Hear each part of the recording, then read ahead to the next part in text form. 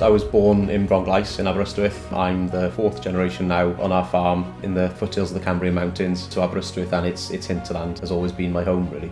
Dwi'n credu mai fi yw'r wythfed genedlaeth o'r teulu sydd wedi bod yn ffarmo yma. Mae'r mab gobeithio yn mynd i gario ymlaen, ond mae y byd yn newid ac yn newid yn gyflym dychrynllyd. Dwi'n ffodus iawn mod i cael yn yngeni yn yr ardal yma. Mi ddaeth yn had ci a'n mam gi i'r fferm yn 1883.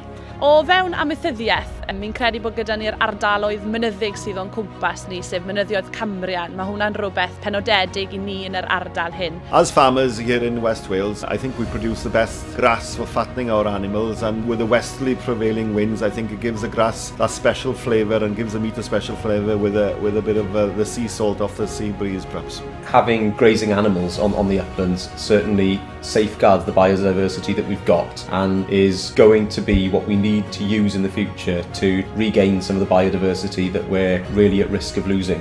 Yn y marn ni, mae'n mynd i fod tipyn anoddach i bobl ifanc i fynd mewn i amaethyddiaeth, gan fydd rheina sy'n hynach am aros o fewn y byd amaethyddol mwyn cael rhyw fath o incwm iddyn nhw. Dwi'n becso am lot o amaethyddiaeth yn y wlad yma, achos bydd rhaid i ffermydd tyfu, bydd rhaid iddyn nhw fod yn lot yn fwy iddyn nhw cael byw a iddyn nhw cysadlu a ffermydd y byd.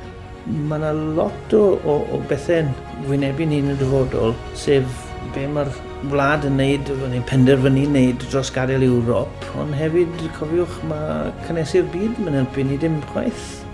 Mae'r dyfodol yn mynd i fod yn fregus iawn, a os nag i chi'n sylweddoli ac yn